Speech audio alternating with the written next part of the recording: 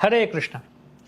Live in relationship, বিয়ে ছাড়া সম্পর্ক, বর্তমান সময়ে বর্তমান সমাজে এটি আরেকটি বর্তমান সমাজের আবিষ্কার, যেটি আমরা দেখতে পাই। লিভ ইন রিলেশনশিপ, ছেলে মেয়ে বিয়ে করবে না, কিন্তু বলছে আমরা আগে একসাথে থাকবো, একে অন্যের সাথে থাকবো, একই রুমে থাকবো, শারীরিক সম্পর্ক করব বিবাহের আগেই, এবং দেখবো যে আমাদের সব কিছু কম্প্যাটিবল কিনা, আমরা একে অন্যের সাথে ম্যাচ করতে পারছি কিনা, আমরা একে অন্যের সাথে আমাদের স্বভাব আচরণ মিলছে কিনা, বা শারীরিকভাবে আমরা একে অন্যকে খুশি করতে পারছি কিনা, এই ধরনের ব্যাপার। এটা তো আছেই, বা আরও আছে, অনেক বিবাহ করার পরও পরকীয়া জড়িয়ে যাচ্ছে, অন্য স্ত্রী পুরুষের সাথে। তার নিজের স্ত্রী বা নিজের পতিতে, স্বামী বা স্ত্রীতে খুশি নয়, তারা অন্য স্বামী বা স্ত্রী অন্য পুরুষ স্ত্রীর প্রতি আকৃষ্ট হয়ে যাচ্ছে এবং বিবাহ বহির্ভূত অবৈধ যৌন সঙ্গ করছে। তো শাস্ত্রে কি বলা হয় লিভ ইন রিলেশনশিপ সম্বন্ধে? এটা কি ঠিক বা ভুল?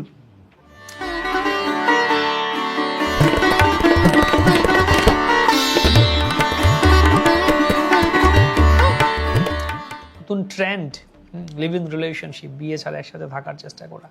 বলে ভালোবাসা থাকলেই যথেষ্ট। বিয়ের কারণ কি? বিদেশে তো হচ্ছে যে তারা একসাথে থাকছে, লিভ ইন রিলেশনশিপে থাকছে, বয়ফ্রেন্ড গার্লফ্রেন্ড যৌন সঙ্গ করছে, বাচ্চা হয়ে যাচ্ছে, একটা দুটো তিনটে বাচ্চা হচ্ছে, তারপরে 10 বছর ধরে আছে একসাথে, তারপরে বলছে এবার আমরা মোটামুটি 10 বছর লেগে গেছে বুঝতে, না ঠিক আছে এবার আমরা বিয়ে করব।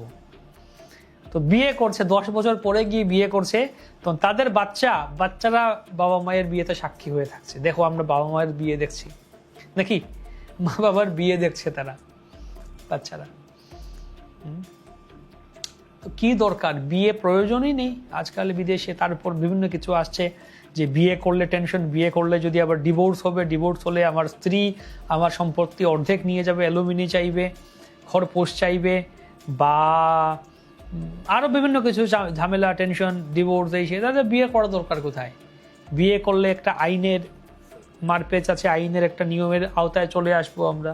বিয়ে না করলে ব্যাস যেদিন মনে হলো, যেদিন ইচ্ছা সেদিন থেকেই লিভ ইন একসাথে থেকে গেলাম, যেদিন বলো না থাকবো না, ব্যাস কাপড় চোপড় নিয়ে ঘর থেকে বেরিয়ে গেলাম বা আলাদা হয়ে গেল, তাতে কোনো বন্ধন নেই। এইরকমই চলছে বিদেশে।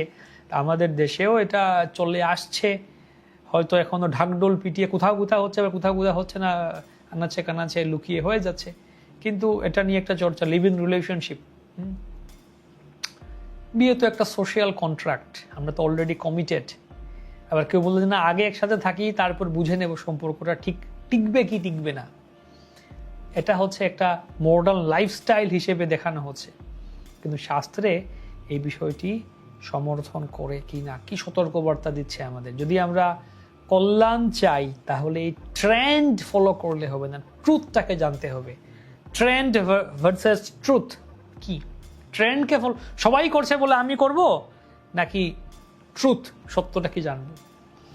স্কন্দ পুরাণে বলা হচ্ছে এই সম্বন্ধে, অয়সা নির্মিতাম কান্তাম সুতপ্তাম ঝরঝরি কৃতাম গারমলিঙ্গয়তে মর্ত্যঃ পরদার পরিগ্রহাৎ দৃশ্চারিণ্য স্ত্রিয়শ্চাপি সুতপ্তম পুরুষম তথা।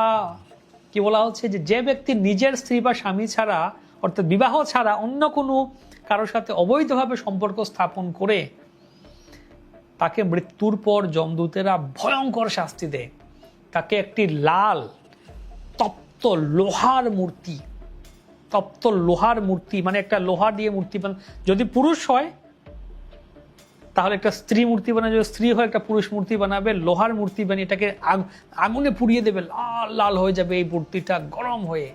তো সেই লোহার মূর্তির সঙ্গে জড়িয়ে ধরা হয়, এটা আগুনের মতো গরম। শুধু একবার নয়, বারবার তাকে এই যন্ত্রণা ভোগ করতে হয়। একটু থেমে কল্পনা করুন, আমরা যেটাকে রোমান্টিক রিলেশনশিপ ভাবি, যেটাকে আমরা লাভ বলে জাস্টিফাই করি, শাস্ত্রে একে এই বিষয়ে এই দৃষ্টিকোণ থেকে দেখা হচ্ছে না। কেন? কারণ শাস্ত্র শুধু বর্তমান অনুভূতি দেখে না, শাস্ত্র দেখে তার ফল, প্রভাব, তার পরিণতি, তাই বুঝতে হবে, এটা শাস্ত্র ভালোবাসার বিরুদ্ধে নয়, ভালোবাসা অবশ্যই ভালোবাসা থাকা উচিত, কিন্তু বিবাহ বহির্ভূত নয়। ভালোবাসা ঈশ্বর প্রদত্ত একটি পবিত্র অনুভূতি, সবার ভগবানের প্রতি আমরা প্রেম ভালোবাসা, সমস্ত জীবের প্রতি ভালোবাসা, সবার প্রতি ভালোবাসা।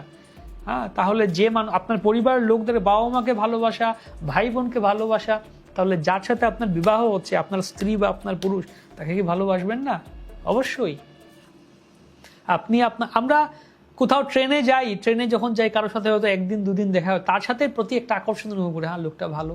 বা কারোর সাথে হয়তো আমরা একসাথে পড়াশোনা করেছি, স্কুলের ফ্রেন্ড, তার প্রতি একটা ভালোবাসা আছে। তাহলে যার সাথে আপনার বিয়ে হচ্ছে, একই ছাদের নিচে একই রুমে থাকবেন, তাকে কি ভালোবাসবেন না? অবশ্যই ভালোবাসবেন।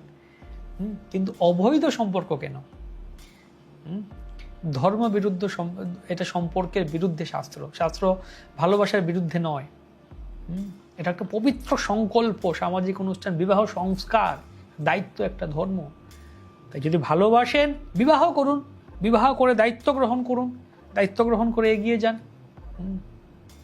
একটা স্থিতিশীল ভিত্তির উপর জীবন গড়ে তুলুন, যখন সেই দায়িত্ব, প্রতিশ্রুতি, সেই ধর্ম ছাড়া শুধু ভোগের উদ্দেশ্যে সম্পর্ক তৈরি হয়, তখন এটা শাস্ত্রের ভাষায় পাপ হিসেবে গণ্য হয়। এই আজকের দিনে মানুষ বলে, এটা আমার লাইফ, এটা আমার choice, my life my choice. Choice অবশ্যই আছে, তাহলে যমরাজও আপনাকে চয়েস দেখাবেন, এটা যমরাজের চয়েস। তিনি আপনাকে ভালো করে সেই নরকে গিয়ে তপ্ত লোহার মূর্তির সাথে আলিঙ্গন করাবেন, ওখানে করুন। চয়েস মানেই এর কনসিকুয়েন্স নেই এমন তো নয়। আপনি এখন চয়েস করুন, প্রত্যেকটা চয়েসের কনসিকুয়েন্স আছে।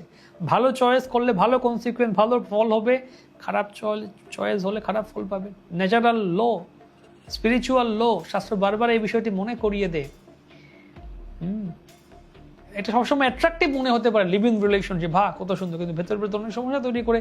কমিটমেন্টের কোনো কমিটমেন্ট নেই, ইনসিকিউরিটি, ট্রাস্ট ইস্যু, আনসার্টেনিটি, এগুলো ধীরে ধীরে সম্পর্ককে দুর্বল করে দেয়। অনেক সময় দেখা যায় সম্পর্ক ভেঙে গেলে কেউ স্থির থাকতে পারে না, মানসিকভাবে ভেঙে পড়ে, পরিবারে সমস্যা হয়, সমাজে প্রভাব পড়ে, এমনকি নিজের আত্মসম্মানও ক্ষতিগ্রস্ত হয়। শুধু তাই নয়, শাস্ত্রে শুধু ধর্মের কথা বলছে না, আমাদের এই সুরক্ষা, বাস্তব জীবনের কথা, সুরক্ষার কথা বলছে। একটা নিরাপদ, সুন্দর, টেকসই পথ দেখাচ্ছে। ভালোবাসাকে পবিত্র করো, সম্পর্ককে দায়িত্বের মধ্যে আনো, ধর্মের ভিত্তি, তার উপর জীবন গড়ে তোলো। আমরা একটু নিজেদের দিকে তাকাই, এই শুধু মোমেন্টারি হ্যাপিনেস, ক্ষণিকের আনন্দের জন্য আমরা কি না করে ফেলছি। কিছুদিনের আনন্দ, কিছুদিনের এক্সাইটমেন্ট, উত্তেজনা, কিন্তু এমন একটা জীবন যেখানে দীর্ঘস্থায়ী শান্তি, স্থিরতা, বিশ্বাস, প্রকৃত সুখ কত সুন্দর হবে। সাময়িক আনন্দ নয়, চিরস্থায়ী শান্তি। এই শ্লোক আমাদের ভয় দেখানোর জন্য নয়, আমাদের জাগিয়ে তোলার জন্য, যেন আমরা অন্ধভাবে ট্রেন্ড ফলো না করি, আমরা যেন ট্রুথকে গ্রহণ করি।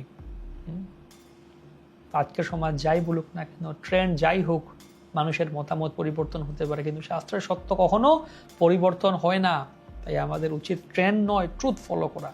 তাই আজ থেকেই আমরা চেষ্টা করি আমাদের সম্পর্কগুলোকে শুদ্ধ, দায়িত্বশীল এবং ধর্মসম্মত করতে চেষ্টা করি, যেন আমরা আমাদের ভালোবাসা শুধু আবেগ না, আশীর্বাদ অনুভব করতে পারি ভালোবাসায়। তাহলেই আমাদের জীবন হবে শান্ত, সুন্দর এবং সত্যিকারের কল্যাণময়। হরে কৃষ্ণ।